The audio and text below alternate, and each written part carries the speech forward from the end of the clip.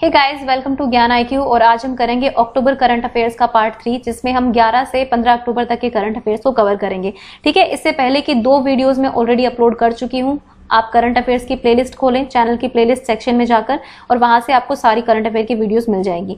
मई से मैंने स्टार्ट किया था, यानी कि मई के महीने से स्टार्ट किया था, तो मई से अब तक की सारी करंट अफेयर की वीडियोस आपको प्लेलिस्ट में मिल जाएगी। आप वहां से जाकर नोट मेकिंग कर सकते हैं। ठीक है, नोट्स मेकिंग आप जरूर करते रहें। और टेलीग्राम चैनल पर आपको PDF भी मिल जाएंगी। मतलब अभी तो नहीं डाल पाऊंगी, लेकिन बाद में मैं जरूर डाल दूंगी। ओके, तो चलिए शुरू करते हैं आज का करंट अफेयर्स का। हम वीडियोस की स्टार्ट करते हैं। फर्स्ट है, India along with France country will launch a constellation of maritime surveillance satellites to monitor illegal spillage of oil in the Indian Ocean reason.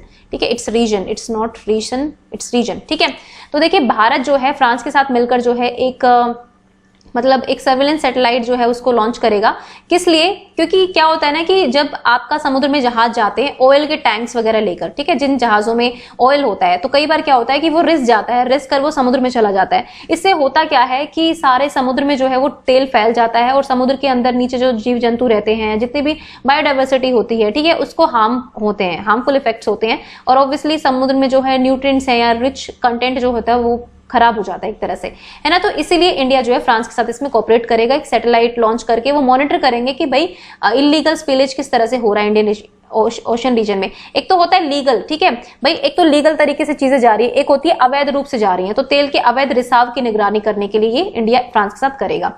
और देखिए इंडिया और फ्रांस जो है आपस में जो है विनस मिशन भी करने वाले हैं 2025 से, जिसमें इंडिया और फ्रांस जो आपस में कोऑपरेट करेंगे। ठीक है, ये भी आप याद रखिए। नेक्स्ट है, Border Road Organisation has build the countries longest steel bridge. तो भाई बॉर्डर रोड ऑर्गेनाइजेशन ने, यानी कि जो BRO हम कह सकते हैं, इन्होंने देश का जो है पहला स्टील ब्रिज लॉन्च किया है, मतलब बना दिया है। और बेसिकली इसको हम नाम देंगे बरसी ब्रिज। तो इसको बरसी ब्रिज जो है नाम दिया गया है, और ये मनाली लेह हाईवे पर है। और ये बना किस रिवर पर है? भागा रिवर पर। तो 3-4 क्वेश्चन आपके यहां से बन जाते हैं। पहली चीज तो ब्रिज का नाम पूछ सकते हैं, तो बरसी ब्रिज कौन से हाईवे पर है? मनाली लेह हाईवे पर है।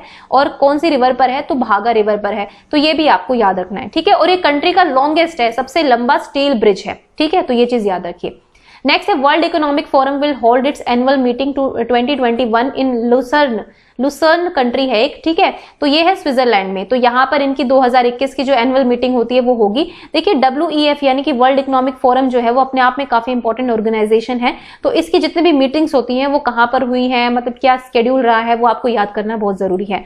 और इसकी थीम जो है वो रखी गई है द ग्रेट रीसेट। ठीक है, तो ये ग्रेट रीसेट इसकी थीम है, और मीटिंग होगी लुसर्न सिटी में जो है स्विट्जरलैंड में। ठीक है, और वर्ल्ड इकोनॉमिक फोरम जो है बहुत सारे इंडेक्सेस और रिपोर्ट जारी करता है, जिसमें से एक है ग्लोबल कॉम्पिटिटिव इंडेक्स जारी करता है, ह्यूमन इंडेक्स जारी करता है। ह्यूमन कैपिटल नहीं है, नहीं ह्यूमन कैपिटल ही है। ठीक है, ह्यूमन कैपिटल इंडेक्स है। फिर ग्लोबल जेंडर गैप रिपोर्ट है, ये भी जारी करता है। कॉम्पिटिटिव इंडेक्स मैं आपको बता चुकी हूँ। इंक्लूसिव डेवलपमेंट इंडेक्स भी वर्ल्ड इकोनॉमिक फोरम जो है वो जारी करता है। ठीक है, तो बहुत सारे ऐसी चीजें हैं जो वर्ल्ड इकोनॉमिक फोरम जो है जारी करता है। इनकी रिपोर्ट्स और इंडेक्सेस भी काफी इंपॉर्टेंट होते हैं। ठीक है, तो ये बात हो गई WEF के बारे में। नेक्स्ट है अवा मूर्तो। तो अवा मूर्तो एक जो है 16 साल की लड़की है, जिनको अभी रिसेंटली 1 दिन के प्राइम मिनिस्टर की पोस्ट मिली फिनलैंड के। ठीक है, तो कौन सी कंट्री की प्राइम मिनिस्टर की पोस्ट मिली इनको? फिनलैंड की। और ये फिनलैंड की ही लड़की है, छोटे से गांव की है वहां की। और मतलब ये किया किस कार्यक्रम के अंडर? तो एक गर्ल्स टेक ओवर प्रोग्राम चलता है फिनलैंड में, उसके अंडर ये किया गया है। ठीक है, तो आपको याद रखना है कि ये आवा मूर्तो में, तो नाम इनका पूछा जा सकता है, और कौन सी कंट्री के हैं ये भी आपसे पूछा जा सकता है। नेक्स्ट है 88th foundation day of Indian air force. तो इंडियन एयरफोर्स का जो है 88वां जो है फाउंडेशन डे मनाया गया, और वो मनाया कब गया? 8 अक्टूबर को। देखो क्वेश्चन ये आ सकता है कि फाउंडेशन डे जो है वो सेलिब्रेट कब हुआ इसका, इंडियन एयरफोर्स का। लेकिन ये भी पूछा जा सकता है कि कौन सा था, कौन से नंबर पे था ये। ठीक है, तो ये भी आपको याद रखना है। दूसरी चीज, इंडियन एयरफोर्स के जो चीफ है, आपको कमेंट सेक्शन में मुझे बताना है कि वो कौन है। ठीक है, मतलब आप थोड़ा सर्च करेंगे तो ऑब्वियसली आपकी भी थोड़ी नॉलेज बढ़ेगी। नेक्स्ट है ईगा स्विटेक। तो ईगा स्विटेक पोलैंड से हैं, और इन्होंने विमेंस का सिंगल टाइटल जो है फ्रेंच ओपन का वो जीत लिया है। देखो US ओपन का मैंने आपको बता दिया था ना वीडियोस में, पिछली कुछ 3-4 वीडियोस में मैंने आपको बताया था US ओपन के बारे में। तो अब हम फ्रेंच ओपन की बात करेंगे। ठीक है, तो फ्रेंच ओपन में जो विमेन का टाइटल है सिंगल, वो ईगा स्विटेक ने जीता है, जो पोलैंड की है। और राफेल नडाल ने मेन में जीता है। ठीक है, मतलब अगर हम कहें कि पुरुष वर्ग में राफेल नडाल जीते हैं और महिला वर्ग में ईगा स्विटेक जीती है। ठीक है, अब देखो राफेल नडाल ने तो बहुत सारे ग्रैंड स्लैम जीते हैं, ये उनका 30 13th था, ठीक है, 13th ग्रैंड स्लैम था राफेल नडाल का। वैसे वो आई थिंक 20 जीत चुके हैं ऑलरेडी अगर हम टोटल ग्रैंड स्लैम्स की बात करें। अब आपको ये कमेंट सेक्शन में बताना है कि यूएस ओपन में मेंस और विमेन सिंगल टाइटल किसने जीता है, क्योंकि मैंने आपको ये क्वेश्चन बहुत बार कराया है। नेक्स्ट देखते हैं, Assam government has launch the Kisan Rath mobile app to promote buyer seller network. तो देखिए जो असम की सरकार है वो किसान रथ मोबाइल ऐप उन्होंने लॉन्च करी है। बेसिकली किसानों, देखो किसान क्या है, हमारे सेलर हो गए, बायर जो उनसे खरीदते हैं उनकी फसल या कोई भी उत्पाद होता है, तो इनकी हेल्प के लिए जो है असम गवर्नमेंट ने लॉन्च करी है किसान रथ मोबाइल ऐप, ठीक है। नेक्स्ट है IIT मद्रास ने जो है एक anti microbial food wrapping material launch किया है और मतलब डेवलप किया है। होगा क्या, देखो आप सबको पता है कि जो एल्यूमिनियम फॉइल है हम उसका यूज करते हैं ना फूड को रैप करने के लिए, या फिर आप रेलवे में जब जाते हैं तो वहां का खाना भी इसी में पैक होता है।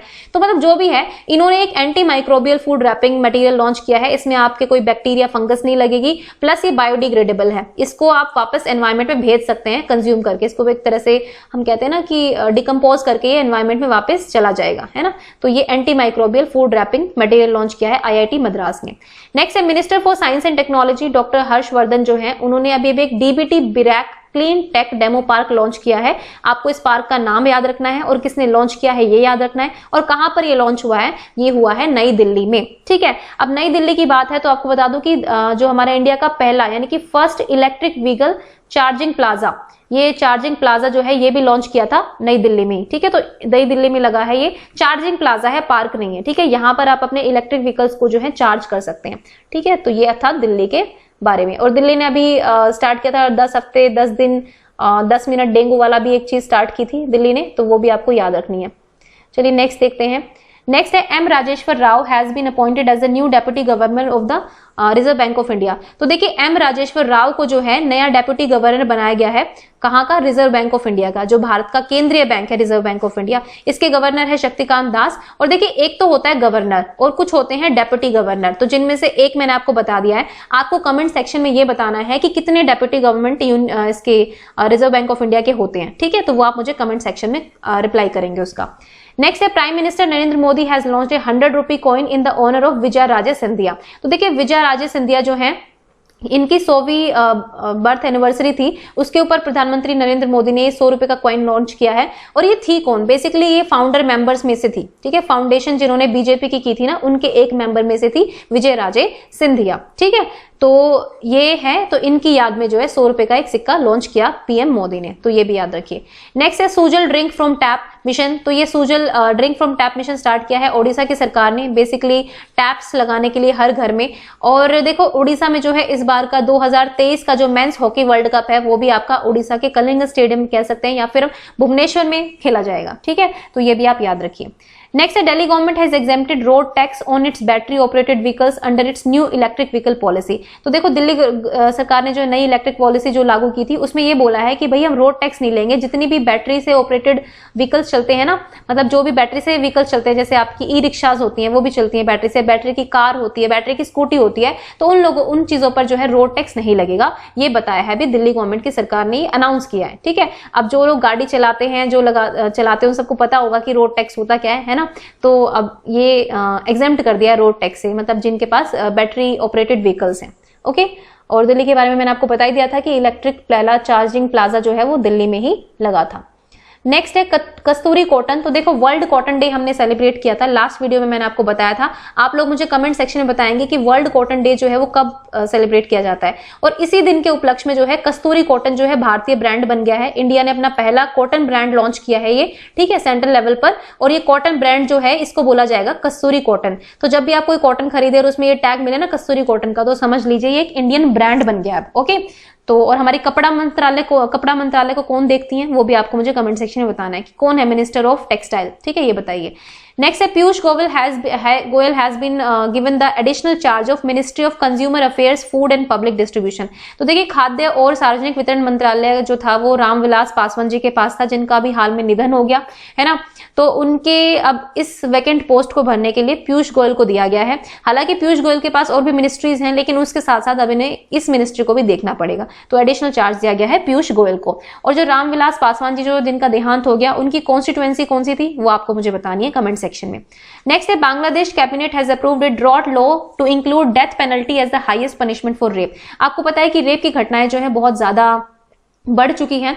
और एक कंट्री है, मेरे को उसका कंट्री का नाम याद नहीं आ रहा, मैंने को कराई थी, आप मुझे कमेंट सेक्शन में बताना कि वो कौन सी कंट्री है अगर आपको याद हो तो, कि जिसमें रेप इतने ज्यादा हो गए थे कि उनको जो है इमरजेंसी लगानी पड़ी कंट्री को। ठीक है, आई थिंक रोमानिया थी या कुछ ऐसी इस टाइप की कंट्री थी, चलो मेरे को भी ध्यान नहीं है, आप लोगों को अगर ध्यान है तो मुझे कमेंट सेक्शन में बताओ, क्योंकि लास्ट टू लास्ट वीडियो में आपको ये मैंने कराया था, है ना। तो उन्होंने इमरजेंसी लगा दी थी। और बांग्लादेश ने अब एक ड्राफ्ट पॉलिसी निकाली है, मतलब कानून नहीं बनाया है लेकिन एक मसौदा तैयार किया है कि भाई इस तरह की सजा दी जाएगी, मतलब हाईएस्ट पेनल्टी, जो बहुत ही rarest of the rares case होगा तो उसमें आप सीधे मौत की सजा दे सकते हैं रेप के जो कल्प्रिट्स हैं उनको। ठीक है, तो ये बांग्लादेश ने डिसाइड किया है। अब बांग्लादेश का एक BRAC एनजीओ है जिसको best NGO of the world का भी खिताब दिया गया था, तो ये भी आप याद रखिए। और बांग्लादेश के साथ हमने एक नया ट्रेड रूट भी स्टार्ट किया है। ठीक है, मोंगला चट्टोगांव करके कुछ ट्रेड रूट है, वो भी स्टार्ट किया है। नेक्स्ट है जे वेंकटरामू, तो इनको अब नया MD और चीफ एग्जीक्यूटिव ऑफिसर यानी कि CEO बना दिया गया है इंडिया पोस्ट पेमेंट बैंक्स। देखो पोस्ट पेमेंट बैंक्स जो हैं, ये पेमेंट बैंक्स जो हैं ये बहुत सारे इंडिया में, जैसे फिनो पेमेंट बैंक है, एयरटेल पेमेंट बैंक है। एयरटेल पेमेंट बैंक सबसे पुराना बैंक है इंडिया का, ठीक है, जो पेमेंट बैंक है। और अगर हम बात करें इंडिया पोस्ट पेमेंट बैंक की, तो ये only public sector payment bank है, मतलब सिर्फ इकलौता पब्लिक सेक्टर पेमेंट बैंक जो है इंडिया का वो है इंडिया पोस्ट पेमेंट बैंक, मतलब सरकारी आप कह सकते हैं सीधी भाषा में, है ना। तो इसके जो MD और CEO बने हैं वो बने हैं जे वेंकटरामू, इसलिए क्वेश्चन काफी इंपॉर्टेंट हो जाता है। नेक्स्ट है रुद्रम 1 एंटी रेडिएशन मिसाइल, तो अभी DRDO ने recently anti radiation missile launch करी है, मतलब टेस्ट करी है, और इसका नाम है रुद्रम 1। ठीक है, और ये किस टाइप की है, ये एंटी रेडिएशन है, ये भी आपको याद रखना है। मतलब कई बार क्वेश्चन में ये पूछा जाता है कि किसने लॉन्च करी और किस कैटेगरी में आती है, तो वो भी आपको याद होना चाहिए। ठीक है, और DRDO के चेयरमैन कौन है आप मुझे कमेंट सेक्शन में बताएंगे। नेक्स्ट है tall boy, the world war second bomb was recently exploded under water in Poland. तो देखो पोलैंड में जो है ये टॉल बॉय नाम का जो बॉम्ब है ये वर्ल्ड वॉर सेकंड में जो है यूज किया गया था। ठीक है, द्वितीय विश्व युद्ध के बम है, ये द्वितीय विश्व युद्ध के टाइम का बम है। तो इसको रिसेंटली एक्सप्लोड किया गया है, कहां पर किया गया, पोलैंड में। और ये अंडर वाटर किया है, मतलब पानी के अंदर किया है, ना जमीन पर किया गया है ना हवा पर किया गया है। ठीक है, तो क्वेश्चन ये भी बन सकता है कि एक्सप्लोड किस वे में किया गया, अंडर वाटर किया गया कि अंडरग्राउंड किया गया या फिर आपका एयर में किया गया। ठीक है, तो ये पूछा जा सकता है, तो इसका नाम भी याद रखो, इसका नाम है टॉल बॉय। नेक्स्ट है Taiwan has redesign the cover of its passport to differentiate it from China. देखो ताइवान जो है अपने आप को अलग देश बताता है, लेकिन चाइना क्लेम करता है ताइवान को। तो भाई चाइना ने अपना जो पासपोर्ट था, सेम पासपोर्ट था इनका, कवर जो था, लेकिन ताइवान ने अपनी रिसेंटली जो है अपना पासपोर्ट का कवर चेंज कर दिया है, तो अपने अकॉर्डिंग बना दिया उस पर ताइवान वगैरह लिख के। ठीक है, तो इन्होंने ये लॉन्च किया है इसको काउंटर करने के लिए कि भाई हम आजाद हैं और हम आपसे स्वतंत्र हैं। ठीक है, तो ये किया है ताइवान ने, तो ये भी आपको याद रखना है। देखो मैं थोड़ा स्पीड में कराती हूँ क्योंकि करंट अफेयर्स बहुत ज्यादा होते हैं, तो मेरा मतलब ऑब्जेक्टिव यही होता है कि आप लोगों को थोड़ा समझा दूं और आप अपने नोट मेकिंग करते रहें साथ साथ। ठीक है, तो चलिए नेक्स्ट देखते हैं। Uttar Pradesh government has signed an agreement with Zurich airport. तो उत्तर प्रदेश की सरकार ने ज्यूरिक एयरपोर्ट जो कि स्विट्जरलैंड का एयरपोर्ट है, उसके साथ अपना जो जेवार एयरपोर्ट है यूपी में बन रहा है जो, उसके लिए 40 साल का एग्रीमेंट साइन कर लिया। अब ज्यूरिक एयरपोर्ट देखेगा जेवार एयरपोर्ट को। ठीक है, 40 साल के लिए। अब उत्तर प्रदेश की बात हो रही है, तो आपको बता दूं कि उत्तर प्रदेश ने NRI यूनिफाइड पोर्टल स्टार्ट किया था, एक यूनिफाइड पोर्टल स्टार्ट किया था। साथ ही साथ उत्तर प्रदेश की सरकार ने जो है सबसे मतलब इंडिया की सबसे बड़ी फिल्म सिटी बनाने का भी निर्णय लिया है, जो बनेगी आपकी गौतम बुद्ध नगर डिस्ट्रिक्ट में। ठीक है, गौतम बुद्ध नगर डिस्ट्रिक्ट में बनेगी इंडिया की सबसे बड़ी फिल्म सिटी। नेक्स्ट है according to report by Greenpeace India and centre for research on energy and clean air, India is the largest emitter of sulphur dioxide. तो भाई ये जो ग्रीन पीस की रिपोर्ट आई है और India centre for research and energy and clean air की report आई है, इसमें ये बोला गया है कि इंडिया जो है सल्फर डाइऑक्साइड का लार्जेस्ट एमिटर है। सबसे ज्यादा सल्फर डाइऑक्साइड का प्रोडक्शन जो है वो इंडिया में होता है, उत्सर्जन होता है। ठीक है, ऑब्वियसली एक पॉल्यूटेंट ही है। तो देखो पिछली बार भी भारत जो है सल्फर डाइऑक्साइड के एमिटर में नंबर 1 पर था, लेकिन इस बार थोड़ी कमी आई है। लेकिन अगर हम दूसरी कंट्रीज के साथ इसको कंपेयर करें तो अब भी इंडिया जो है इसमें नंबर 1 है। नेक्स्ट है चैतन्य वेंकटेश्वरन, जो है ये पहली मतलब इस लड़की 16 साल की लड़की है, नहीं 16 साल की नहीं है, मुझे एग्जैक्टली याद नहीं है, शायद 16 साल की है, एग्जैक्टली याद नहीं है, चलो आप देख लेना एक बार। तो चैतन्य वेंकटेश्वरन है जो एक दिन के लिए ब्रिटिश उच्चायुक्त बनी है। ठीक है, देखो हाई कमिश्नर और एम्बेसडर में डिफरेंस होता है, इनको बोलते राजदूत ही हैं। ठीक है, जो भी कॉमनवेल्थ कंट्रीज हैं, है ना, ब्रिटेन जो है लीड करता है कॉमनवेल्थ कंट्रीज को, जितने भी ब्रिटेन के जो यूके के जो मतलब जिनके गुलाम रह चुके हैं जो देश इनके, जैसे हम लोगों पर भी इन्होंने कब्जा किया था, ठीक है। तो इन कंट्रीज ने जो है आजाद होने के बाद जो है इनकी कॉमनवेल्थ कम्युनिटी को ज्वाइन कर लिया था कि हम ठीक है आपके साथ जुड़े रहेंगे, एक उस वे में कि आप हमको डायरेक्शन थोड़ी सी देते रहेंगे, लेकिन मतलब आजाद कर दिए गए थे। तो ये सारी जितनी भी कंट्रीज थी जो इनके उपनिवेश थे मैं कहूं तो ये सारी कंट्रीज जो है कॉमनवेल्थ में शामिल हो गई। तो इन कॉमनवेल्थ कंट्रीज में जितने भी राजदूत होते हैं उनको हाई कमिश्नर बोला जाता है, और अगर इन कॉमनवेल्थ कंट्रीज के अलावा किसी दूसरी कंट्री में राजदूत होते हैं तो उनको एम्बेसडर बोला जाता है। तो ये डिफरेंस होता है हाई कमिश्नर में और एम्बेसडर में। तो चैतन्य वेंकटेश्वर रमन जो है एक दिन के लिए जो है ये हाई कमिश्नर बन गई, मतलब ब्रिटिश हाई कमिश्नर बनी, ठीक है। तो ये याद रखिए आप। नेक्स्ट है Paul R Milgrom and Robert B Wilson, इनको नोबेल प्राइज मिला है इकोनॉमिक साइंसेज में फॉर ऑक्शन थ्योरी के लिए, ठीक है। इससे पहले जितने भी नोबेल प्राइजेस थे मैंने आपको पिछली वीडियो में कवर करा दिए थे, तो ये इकोनॉमिक्स का रह गया था, ये मैं आपको बता रही हूँ, ठीक है। दूसरी चीज आप मुझे बताएंगे कि लिटरेचर में और पीस में, इन दो कैटेगरी में जो है नोबेल प्राइज किस किस को मिला है, ये मुझे कमेंट सेक्शन में बताना। मैंने सारे आपको नोबेल प्राइजेस पिछले वीडियो में अच्छे से कवर करा दिए थे, अगर आपने वीडियो नहीं देखी तो आप जाकर जरूर देखें। नेक्स्ट है national post day was observed on 10th October and world post day was observed on 9th अक्टूबर। तो ये कुछ इंपॉर्टेंट डेज हैं जो मैंने यहाँ पर एक स्लाइड में लिख दिए हैं आपके लिए। देखो, जो पोस्ट डे होता है, एक होता है नेशनल जो हमारा राष्ट्रीय स्तर पर मनाया जाता है, और एक होता है हमारा वर्ल्ड लेवल पर जो हमारा विश्व में मनाया जाता है। तो राष्ट्र वाला तो 10 को मनाया गया और जो वर्ल्ड पोस्ट डे था वो 9 अक्टूबर को मनाया गया, एक दिन का आगे पीछे है, ठीक है। इसके साथ ही एक पोस्टल वीक भी मनाया जाता है भारत में, वो होता है 9 से 15 अक्टूबर तक, ठीक है। तो ये तीन चीज आपको पोस्ट डे के बारे में याद रखनी है। नेक्स्ट है वर्ल्ड मेंटल हेल्थ डे, इसको भी रिसेंटली मनाया गया 10 अक्टूबर को, मतलब जिस दिन हम नेशनल पोस्ट डे मनाते हैं। नेक्स्ट है वर्ल्ड माइग्रेटरी बर्ड डे, ये देखो साल में 2 बार मनाया जाता है माइग्रेटरी बर्ड डे। एक तो मनाया जाता है मई के दूसरे शनिवार को और एक मनाया जाता है अक्टूबर के दूसरे शनिवार को। और इस बार की जो थीम थी वो थी बर्ड कनेक्ट्स आवर वर्ल्ड, ठीक है। तो जो पक्षी हैं हमारे जीवन को जोड़ते हैं।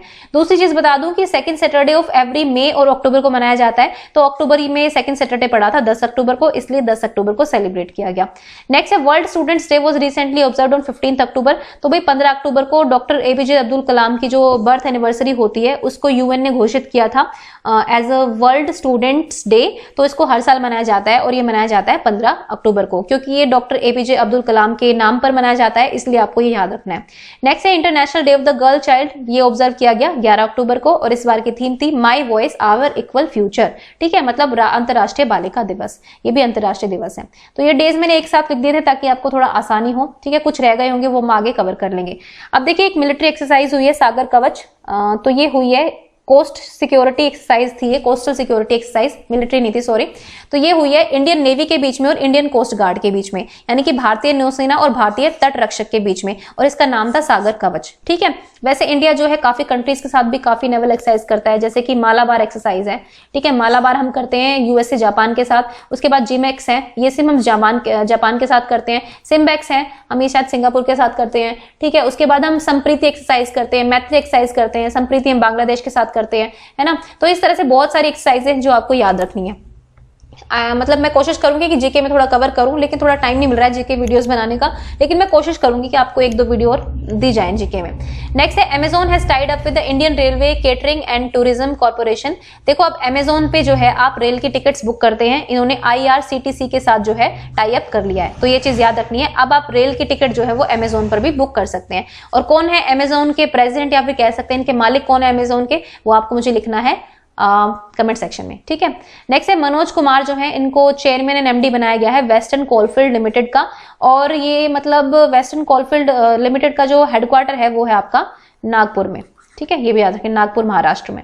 नेक्स्ट है डिफेंस मिनिस्टर राजनाथ सिंह ने अभी लेड द फाउंडेशन, ठीक है, it's laid LAID laid the foundation stone of the Nechiphu tunnel. तो ये 475 मीटर लॉन्ग टनल है, ठीक है। तो ये अभी रिसेंटली इसकी फाउंडेशन रखी है राजनाथ सिंह ने, जो हमारे डिफेंस मिनिस्टर हैं। तो ये टनल भी बनेगी। और अभी रिसेंटली एक अटल टनल इनोग्रेट हुई थी, ठीक है, अटल टनल जो सितंबर में इनोग्रेशन उसका किया गया था। ये कौन से राज्य में है ये आप मुझे कमेंट सेक्शन में बताएंगे, ठीक है। देखो करंट अफेयर बहुत सारा है, कवर भी करना है ना, इसलिए थोड़ा स्पीड बांध रही हूँ, तो ताकि आपको भी थोड़ा सा बता दी। एक्सप्लेनेशन देखने का मतलब ये होता है, क्योंकि जब हम एक्सप्लेन करते हैं चीजों को तो वो ज्यादा देर तक दिमाग में रहती है, बजाय कि सिर्फ पढ़ पढ़ के एक बार मतलब एक बार देख लिया कि ये यहाँ हुआ ये हुआ। फैक्ट्स याद करने की बजाय आपको थोड़ा सा एक्सप्लेन कर दी जाए चीजें तो वो थोड़ी आसान हो जाती है।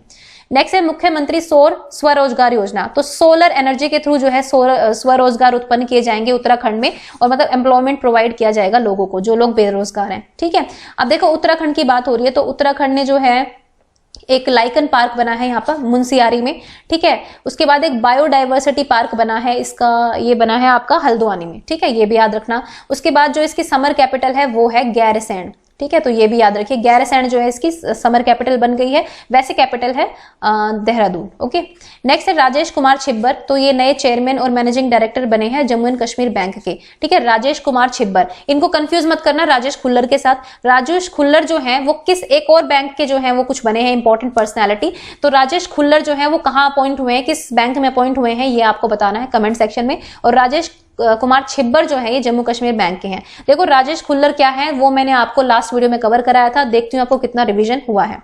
नेक्स्ट है हरियाणा गवर्नमेंट जो है उन्होंने लॉन्च करी है एक वाटर टेस्टिंग लेबोरेटरी, जिसको हम लैब ऑन व्हील्स बोल सकते हैं। ठीक है, मतलब यहाँ पर यही है कि वाटर का टेस्टिंग होगी, और वैन है, जैसे एम्बुलेंस होती है ना वैन में, इस तरह से टेस्टिंग लेबोरेटरी है जो वैन में होगी। ठीक है, मतलब टेस्ट किया जाएगा वाटर को। और हरियाणा ने एक बॉटल भी लॉन्च करी थी हरियाणा फ्रेश नाम से। ठीक है, पैक्ड वाटर बॉटल थी, और एक पूरा वाटर प्रोसेसिंग प्लांट ये लगाएंगे हरियाणा में। और हरियाणा में जो है इस बार खेलो इंडिया यूथ गेम 2021 के जो है वो होंगे पंचकुला डिस्ट्रिक्ट में, तो ये भी आपको याद रखना है।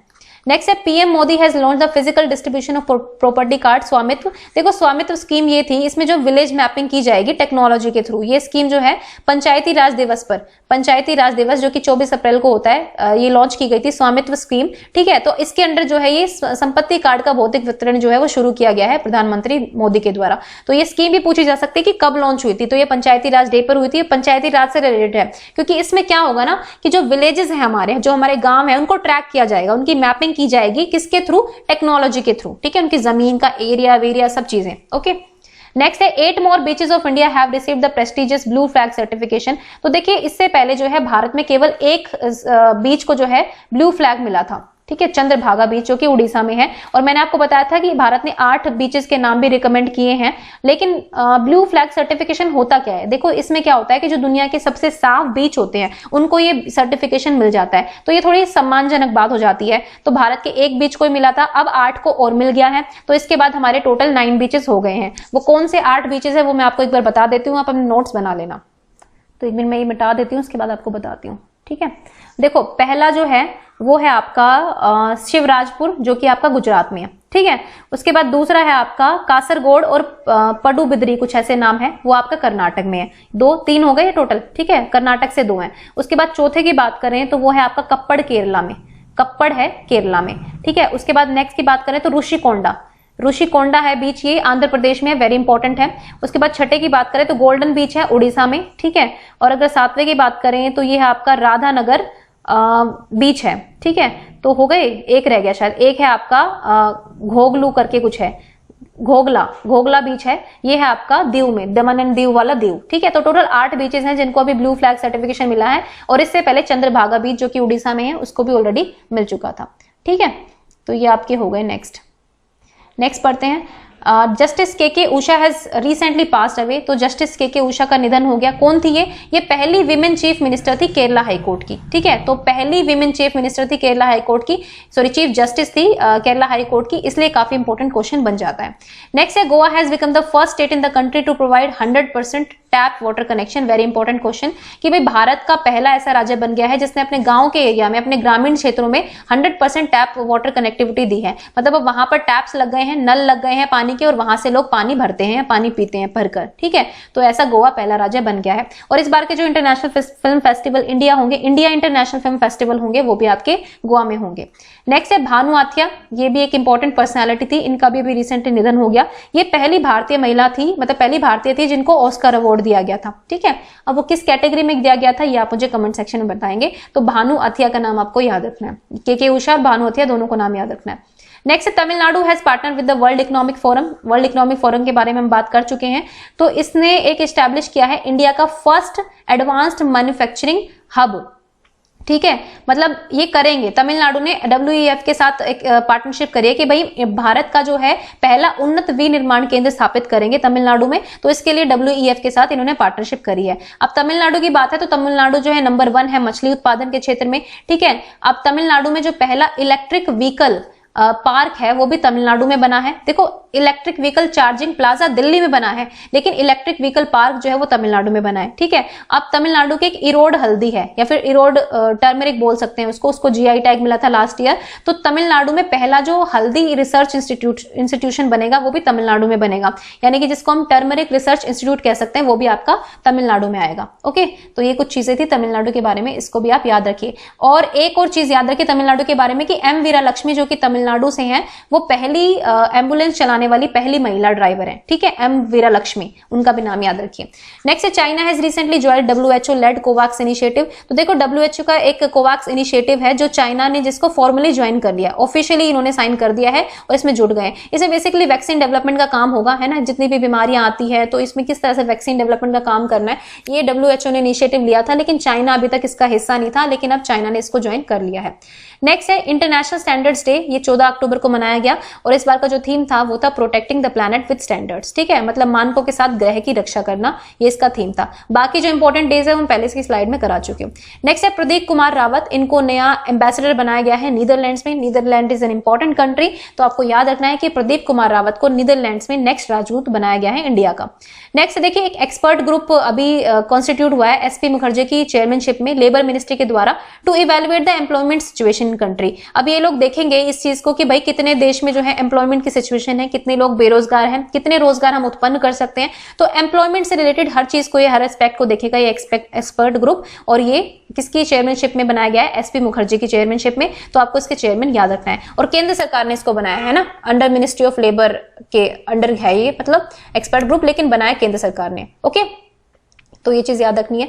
नेक्स्ट है Uttar Pradesh government has recently inaugurated the largest oxygen production plant. तो ये लार्जेस्ट ऑक्सीजन प्रोडक्शन प्लांट बनेगा। ठीक है, ये मतलब रिसेंटली इन्होंने इनॉग्रेट कर दिया इसको उत्तर प्रदेश की सरकार ने। ठीक है, और ये गाजियाबाद में बनेगा, गाजियाबाद के मोदी नगर में। ठीक है, मोदी नगर है एक गाजियाबाद में, वहां पर बनेगा। अगर आपने दिल्ली टू हरिद्वार ट्रेवल किया है तो बीच में मोदी नगर पड़ता है ना, वहां पे पड़ता है मोदी नगर, तो वहां पर ये प्लांट लगाया जाएगा, क्योंकि इंडिया का जो है पहला है लार्जेस्ट ऑक्सीजन प्रोडक्शन प्लांट है। तो ये भी आपको याद रखना है। और उत्तर प्रदेश ने एक पोर्टल स्टार्ट किया था NRI यूनिफाइड पोर्टल, ये भी याद कर लीजिए। और उत्तर प्रदेश की जो सबसे बिगेस्ट जो सिटी बनेगी, फिल्म सिटी बनेगी, वो गौतम बुद्ध नगर डिस्ट्रिक्ट में बनेगी। ठीक है, वो भी याद रखो। नेक्स्ट है PepsiCo will set up A green potato chips production unit. देखो पेप्सिको कंट्री है, ठीक है, आपको पता है कि पेप्सी, कोको कोला, है ना, इन सब चीजों को निर्माण करती है पेप्सिको कंट्री। तो ये जो कंट्री कह रही हूँ, सॉरी, पेप्सिको कंपनी है। ठीक है, कंपनी, इट्स कंपनी, वो कई बार हो जाता है। तो greenfield potato chips production unit स्थापित करेंगे मथुरा डिस्ट्रिक्ट में, उत्तर प्रदेश के। तो ये भी उत्तर प्रदेश से रिलेटेड है। ठीक है, कहां बनेगी, मथुरा डिस्ट्रिक्ट के, क्योंकि आपको पता है कि उत्तर प्रदेश जो है बहुत सारी फॉरेन डायरेक्ट इन्वेस्टमेंट जो है लुभाने की कोशिश कर रहा है कि भाई हम बहुत ज्यादा डेवलपमेंट करेंगे यूपी में, तो उसके तहत ही एक नया इनिशिएटिव है। नेक्स्ट है Goa government has tied up with India post. India post के साथ गोवा ने जो है टाई अप किया है to get 11,000 farmers enrolled in the Pradhan Mantri Kisan Samman Nidhi.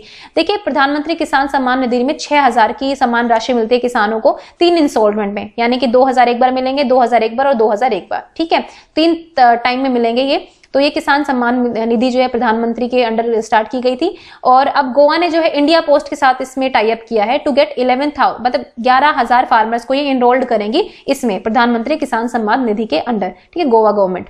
Next है under the Delhi government tree plantation policy. देखिए दिल्ली गवर्नमेंट की एक ट्री प्लांटेशन पॉलिसी आई थी, बहुत पहले आ गई थी। तो इसमें अब इन्होंने क्या डिसाइड किया है कि भाई अब 80% जो प्लांट्स है, अगर आपने कंस्ट्रक्शन के लिए या फिर डेवलपमेंट के काम के लिए किन्हीं ट्रीज को उखाड़ दिया है जड़ से, ठीक है, आपने ट्री को काट दिया है, जो भी कर दिया है, तो उसके 80% जो है आपको कहीं ना कहीं लगाने पड़ेंगे। मतलब अगर मान लीजिए आपने 100 पेड़ काटे हैं, ठीक है, तो आपने 80 प्लांट जो है, 80 पेड़ जो है कहीं और लगाने पड़ेंगे इसके बदले में। ठीक है, कंपेंसेट आपको करना पड़ेगा। ये इस पॉलिसी के अंदर जो है एक इंपॉर्टेंट रूल है। तो इसमें 80% का टारगेट है, तो ये चीज आपको याद रखनी है। नेक्स्ट है India has sign an agreement with Japan for corporation in the field of cyber security. तो भारत और जापान मिलकर जो है इसके साइबर सिक्योरिटी के क्षेत्र में समझौता करेंगे, याद रखिए। और भारत जो है जापान के साथ जो है एक एक्सरसाइज करता है जिसको बोलते हैं मालाबार। ठीक है, और एक और करता है जिसको बोलते हैं जिमेक्स। ठीक है, और एक करता है सहयोग काइजिन। सहयोग काइजिन। तो 3 एक्सरसाइज के नाम याद रखो। मालाबार में यूएसए भी आता है, ठीक है, लेकिन जिमेक्स और सहयोग काइजिन जो है सिर्फ जापान के साथ करता है भारत, ठीक है। तो ये मिलिट्री एक्सरसाइज मैंने आपको बता दिया। नेक्स्ट है TRIFED had launched an initiative called tech for tribals, ठीक है। तो भाई टेक फॉर ट्राइबल्स इनिशिएटिव इन्होंने लॉन्च किया है in association with the Chhattisgarh MFP federation and IIT Kanpur. तो तीनों ने मिलकर, मतलब ट्राइफेड हो गया, ठीक है, छत्तीसगढ़ एमएफपी हो गया, मतलब ये ट्राइबल वेलफेयर के लिए काम करते हैं, जो आदिवासी होते हैं ना उनके वेलफेयर के लिए काम करना है इसमें इनको। एंड आईआईटी कानपुर के साथ, मतलब टेक्नोलॉजी में भी उनको थोड़ा सा एफिशिएंट बनाना है, इसके लिए किया है छत्तीसगढ़ गवर्नमेंट ने टाई अप, ठीक है। नेक्स्ट है आईएनएस सह्याद्री और आईएनएस कोरा, ये 2 आपकी इंडियन नेवल शिप्स हैं, ठीक है। इंडियन नेवल शिप को हिंदी में क्या कहेंगे, मतलब भारतीय नौसेना जहाज, ठीक है, ये कह सकते हैं। सह्याद्री एंड आईएनएस कोरा ये 2 हैं। इनको बेस्ट शिप डिक्लेयर किया गया है under among capital ships at the fleet award. तो फ्लीट अवार्ड फंक्शन हुआ था 2020 का, उसमें जो बेस्ट शिप चुनी गई है आईएनएस सह्याद्री और आईएनएस कोरा। तो इनके नाम याद रखने आपको। नेक्स्ट है Jammu and Kashmir government has organized Jashn Dal. तो डल लेक आपको पता है, डल झील कहां पर है, जम्मू कश्मीर में। तो टूरिज्म को बढ़ाने के लिए और वाटर स्पोर्ट्स एक्टिविटीज को बढ़ाने के लिए जो है जम्मू कश्मीर में जो है जश्न ए डल जो है मनाया गया, प्रमोट किया गया इसको। बेसिकली टूरिस्ट को अट्रैक्ट किया जाएगा, ठीक है, ताकि वो आए, ठीक है, और मतलब स्पोर्ट्स एक्टिविटीज में पार्टिसिपेट करें। और जम्मू कश्मीर में भी फायदा होगा ही अगर टूरिस्ट आएंगे, क्योंकि वहां पे जो है अगर इनकम का सोर्स बताएं तो टूरिज्म एक बहुत बड़ा इनकम का सोर्स है। सो गाइज ये थे आपके आज के करंट अफेयर, ठीक है, जिसमें हमने 11 से 15 अक्टूबर तक के करंट अफेयर्स को कवर किया है। और आगे आने वाले वीडियोस में आपको और अच्छे करंट अफेयर्स मिलेंगे। वीडियो कैसी लगी कमेंट सेक्शन में जरूर बताएं। And thank you for watching ज्ञान IQ।